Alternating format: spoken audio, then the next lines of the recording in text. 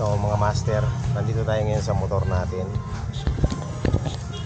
dahil meron tayong ayusin. Yan, nakikita nyo, meron akong gagawin dito sa motor. Tuturo ko sa inyo. Actually DIY to, no? First time natin gagawin. So nasunog na kasi yung ano niya. Ang tawag ito? Yung nakalimutan ko yung tawag dito. Teka lang, isipin ko muna. Nasa dulo ng dila ko, hindi ko mabanggit. Basta itong ano na to, itong LCD na to, nasunog na siya. Nakalimutan ko yung tawag. Ayan, no? Burado na. Malapit na siya mapunta rito. So ang gagawin natin, papalitan natin to. Itong isang buo na yan, meron na ako nabili. Babaklasin natin tong ano natin, tapos papalitan, ano natin, i-DIY natin to. Papalitan natin yung nakalimutan ko yung ano, yung film na yun. Basta yun na yun mga master, ano ko na lang mamaya, ha? Nakalimutan ko yung tawag eh. So ang tawag pala sa kanya, naalala ko na, polarizer film. So yung polarizer film niya, dahil sa sobrang tagal na ng motor na to, magna 9 years na tong motor na to, nasunog na. So yung sunog niya mapupunta na rito. Isang buo lang naman yan.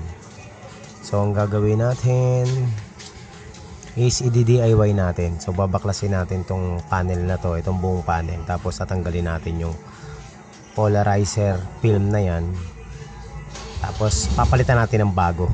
Tingnan natin kung gagana yung ipapalit natin, no? So baklasin na muna natin. So baklas na muna. Nabaklas na natin yung mga tornilyo, pero marami pa akong babaklasin dito. Pero muna tanggalin natin yung panel natin. Ayan. Agoy, daming wiring. So baklas natin to lahat mga master. Hirap dito sa pagbaklas sa motor na to eh. Isang pyesa lang ang ayusin mo, pero ang dami mong babaklasin. Grabe, halos buong motor na babaklasin mo. Ang dami pa namang tornilyo nito.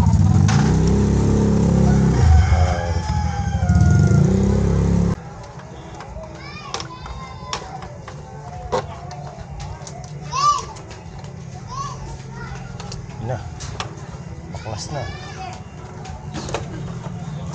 Okay, baklas. Ayan mga master, baklas ko na. Ito pa, patanggalin pa natin to.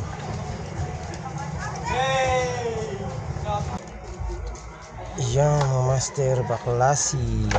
Ay, ayan, baklas na.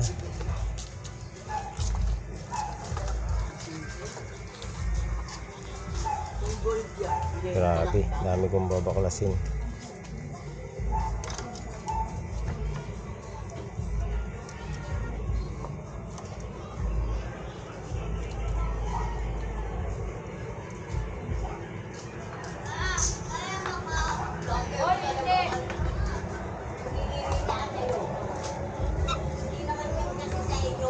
Pwede na palang hindi baklasin.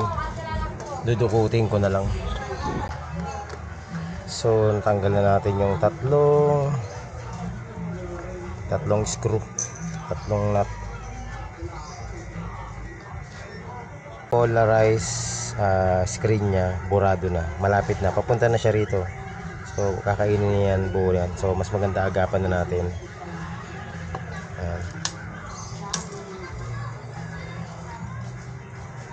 Ayan, wala na. Itong gasolina natin hindi na makikita. So baklasin na natin to.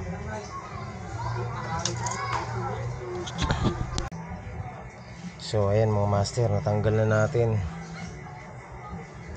Ngayon mamaya babaklasin natin to. Ang hirap tanggalin ito. Ito ang hirap tanggalin kasi nakadikit. Meron siyang pandikit, kaya sobrang nahirapan ako tanggalin. So ayan, babaklasin na natin to, tanggalin natin yung mga screw para ma-expose na tong harapan na to. So lilikpit lang muna natin tong ano natin dito, pinaggawaan, para ano, ayos na. Let's go. Sana wag umulan. Okay. So ayan mga master, isip ko na ako. Pasensya na, madumi yung ano ko, working station ko. Madumi yung kwarto ko. Ay, ito yung papalitan natin. Ang gagawin natin ngayon is babaklasin muna natin tong ano na to. Ito, meron lang yung ilang screw. 1, 2, 3, 4, 5, 6, 6 na screw. So tatanggalin natin to. Ganyan. So ayan mga master, dumi. So ito yung tatanggalin natin, no? Nasa ilalim yan mga master, hindi yan nasa ibabaw. Kaya ano natin yan, no? Babaklasin natin yan sa ilalim. So tanggalin ulit natin yung mga screw. 1, 2, 3, 4, 5, 6, 7, 8 screw yan.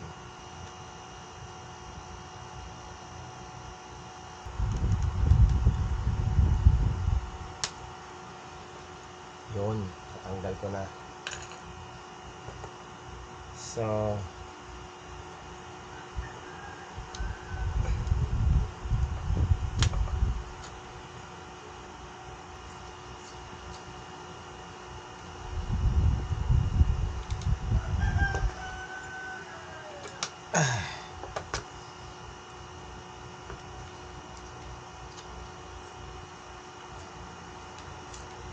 again, sa mga hindi malalakas ang loob, huwag niyong gagayahin to mga master. Para lang to sa mga malalakas ang loob. Ayan, may pandikit yan sa ilalim.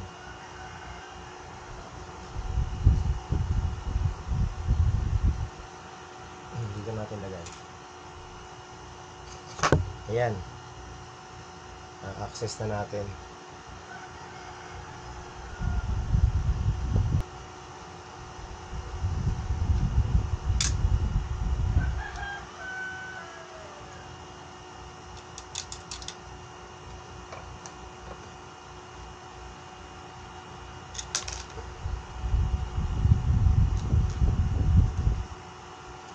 So, moment of truth. Ito yung polarized film. Hindi mo siya basta-basta mapapalitan kasi nasa ilalim siya nito. So, ang gagawin mo, tatanggalin mo sa pagkakahinang yan, isa-isa na yan, no? So, yan, tatanggalin mo sa pagkakahinang. Ngayon, pag tinanggal mo sa pagkakahinang yan mga master, maaalis mo na to. Yun ang ano, yun ang challenge natin ngayon. So medyo mahihirapan tayong galawin to. So tools na kakailanganin natin para matanggal yan. Ito, syempre meron tayong mga electronic gadget dito na binili. Ayan, ito yung panghigop. Yan, panghigop kasi iisa-isahin natin yan eh. Iisa-isahin natin yan, tanggalan. Tapos, syempre soldering iron. Okay, so kailangan yung soldering iron mo magandang klase. 60 watts. No? Legit na 60 watts. So, ayan. And syempre, meron kang soldering lead. Meron ka din mga soldering paste. Yan. So, yan ang kakailanganin mga master.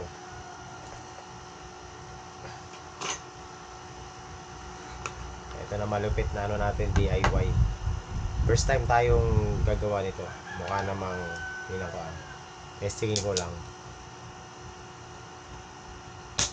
Yan, gaganyanin natin yan isa-isa. Ngayon, pag natanggal na natin, mabubunot na yan.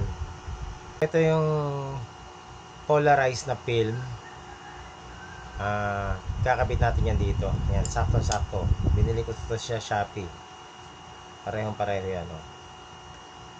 Fit na fit. So sa ilalim yan ikakabit. Yan. Hindi natin basta-basta matatanggal kasi nga kailangan nating baklasin talaga to, no? So start na tayo magpainit ng soldering iron.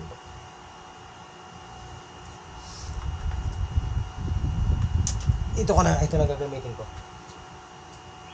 Yung ating Bluetti power station. Yan. Meron tong 220 volts. So, isasaksak lang natin ito dyan. Yan. Tapos, iinit na yan. So, kita ba yung ating Bluetti power station? Isa na kayo sa ating working station kasi medyo magulo.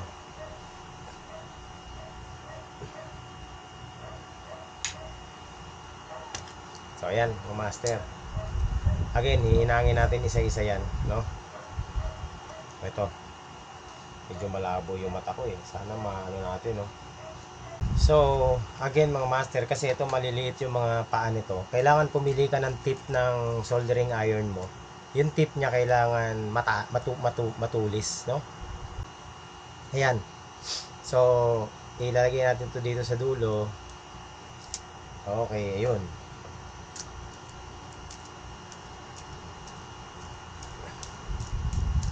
So, ikutin natin. Ayan na, okay na. So, matalas na, no? Pointed na. Pwede na tayong magtanggal ng mga hinang isa-isa. Medyo matagal to mga master. Ika-cut ko na lang yung video.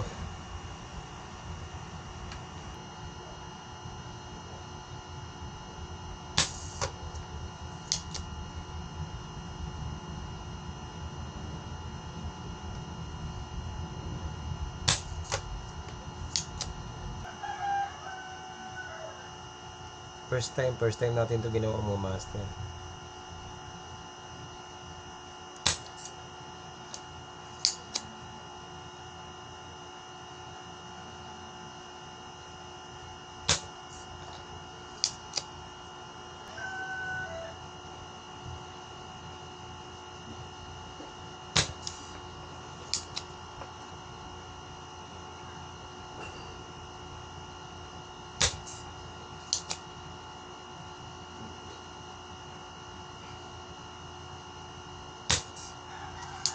Oh.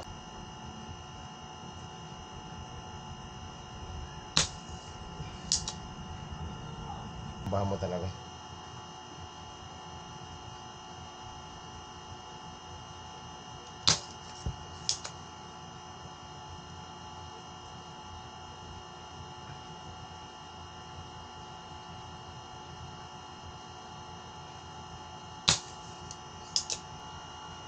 Hindi pa rin. Ang tatag nitong isang to.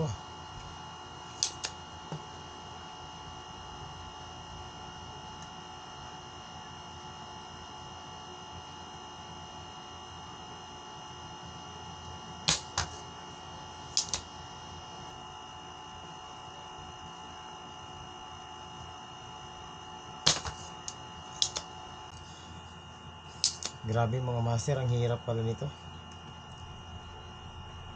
Kanina pa ako dito hindi ko na nare-recordan yung iba. Hindi ko na binibidyohan yung kanina pa ako dito.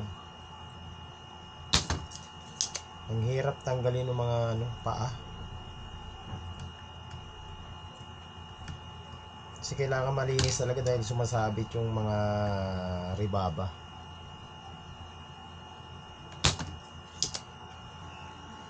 Konti pa. Meron pa.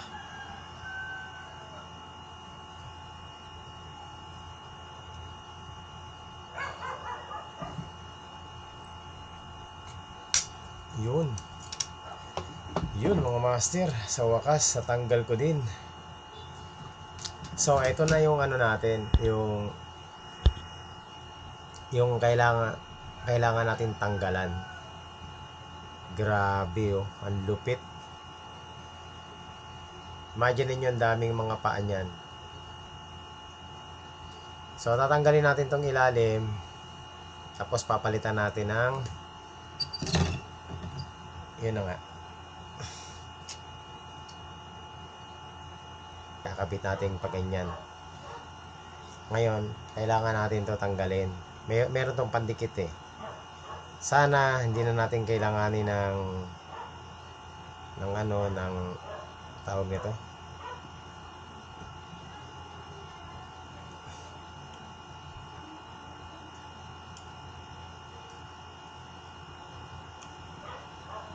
Kaya kailanganin pa yata natin ng blower nito.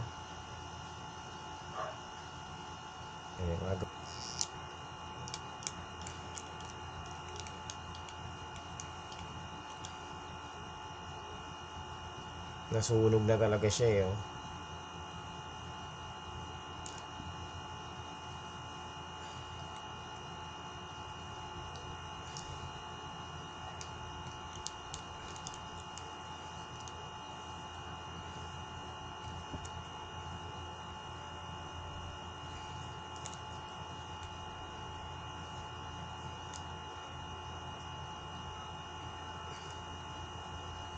Yan, sunog na oh.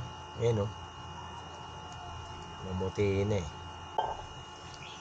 So, ayan mga master. Paglilinis nito, ano mo ng isopropyl alcohol. Ang ingatan mo. Alalayan mo sa likod.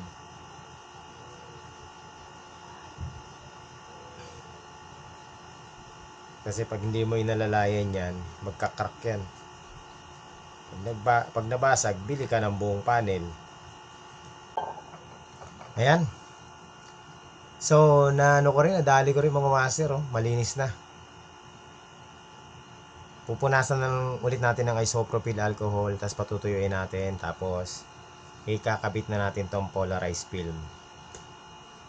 Punasan muna natin ng alcohol.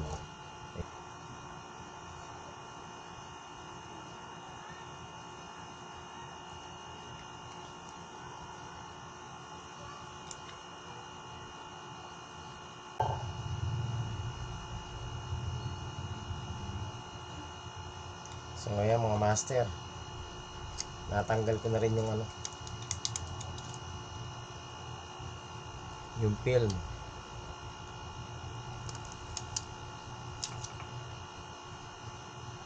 Ayan, didikit na natin dito. Ayusin na natin yung pagdidikit.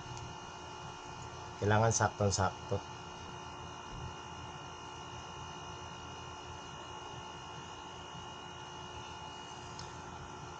Ay nako, dikit-dikit. Galingan mo na pagdidikit.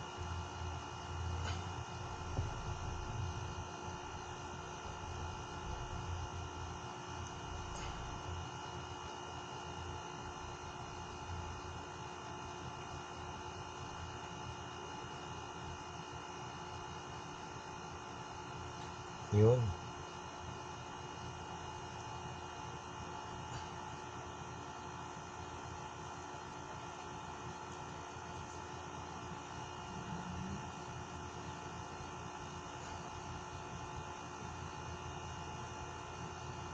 Yun, sumakto mga master.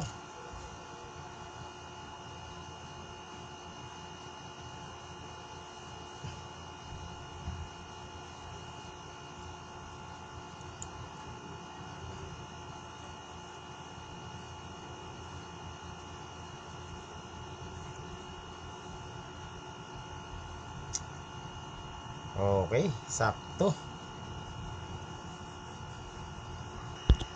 Ano na natin? Ikabit na natin dito. Ito. Okay. Tapos,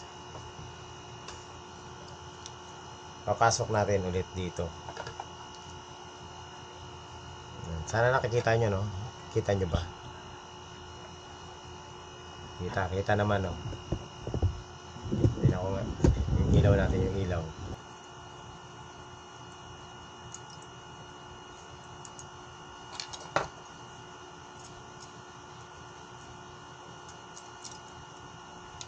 Hindi na siya plug and play. Naliko kasi yung mga paa. Mahirap to. Nawala sa align yung mga paa natin. Ayun mga master, naipasok ko na lahat ng paa. Okay na. So ang gagawin natin ngayon is ihinangin na natin yung mga mga paa nito. Isa-isa, isahin natin. Yan. 30 pieces. Kaya papainitin muna natin yung natin, soldering iron. So, nagpalit ako ng tip. Nagpalit ako ng tip mga master kasi yung maliit, masyado nang maliit. So, ang pinalit natin yung medyo malaki naman para mabilis siya mag-inang. Muusok-usok pa. Nilagyan ko kasi ng wax eh.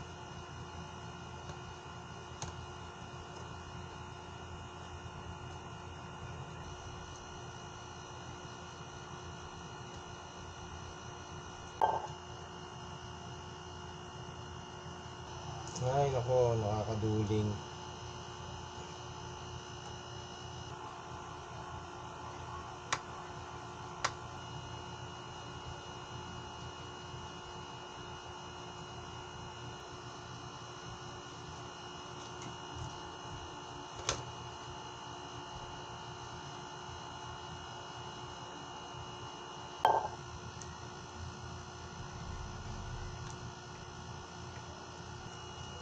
So, ayan mga master.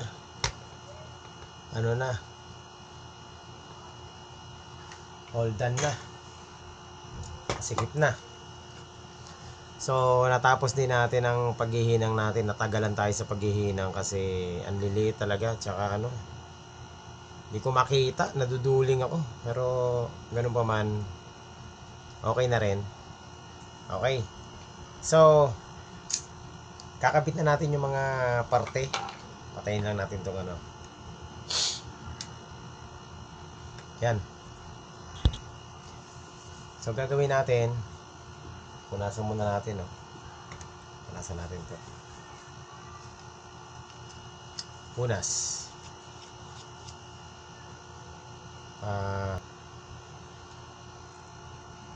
Okay, yan na. So, mas maganda na to gabi na tayo natapos para makita natin yung yung ginawa natin, no? Alright, so ito ang RPM. Yan, dito yan eh.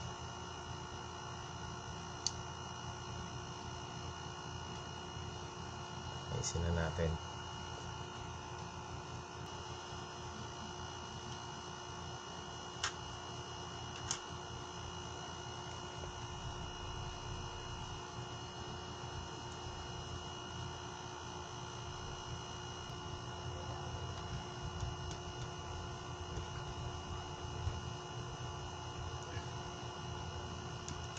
Litsugas yung RPM gauge natin, nawawala. Saan ba napunta yun? Nakikita ko yung pagliligpit ko to eh. Hinawakan ko na kanina yun eh.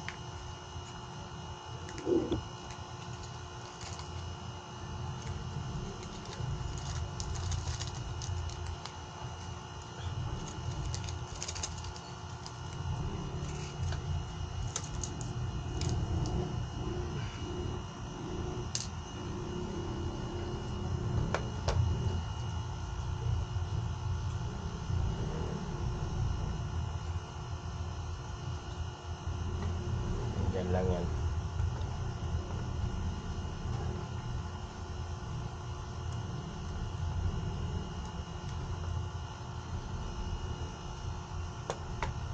Wait lang ha. Hanapin natin yung RPM gauge natin ha.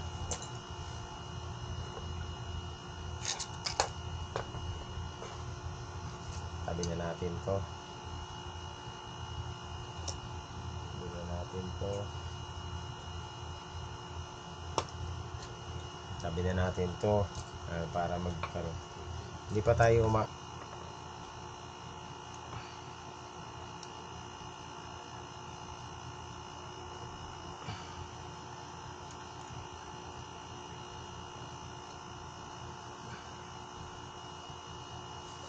0, syempre.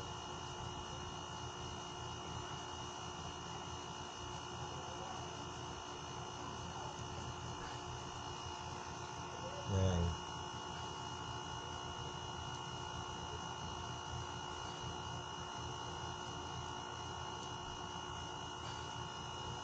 Ayun. Reset ng oras. Tapos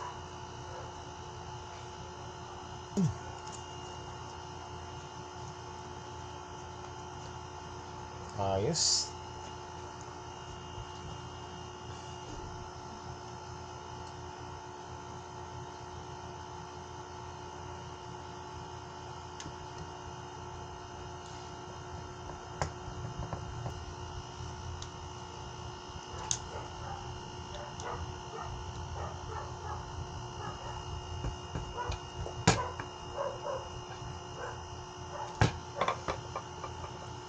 Ayos mga master. Nabuo din natin. So ayan mga master, moment of truth. Ikakabit ko na. Kabit na natin ha. Ayan, nakikita nyo ba? Dilim.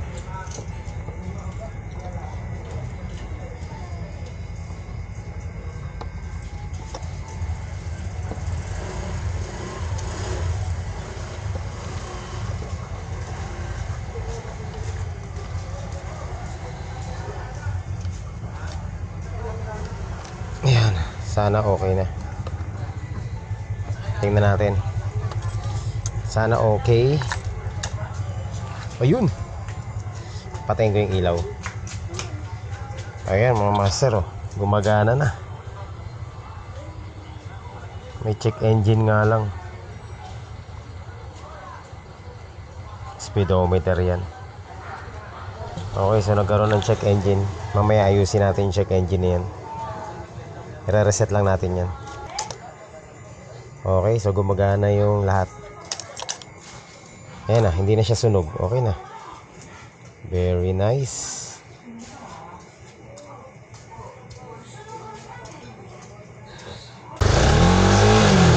Okay na. Patayin natin yung ilaw natin. Buksan natin. Okay na mga master, oh.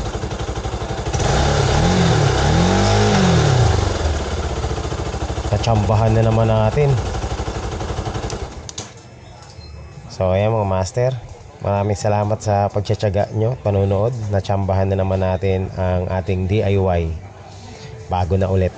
Matagal na ulit yung bago masira. Alright, thank you. Ayan mga master, pakita natin sa inyo yung final ano natin. Nandito na tayo sa parking. So final finish project natin sa ating DIY. Ayan o, kita nyo.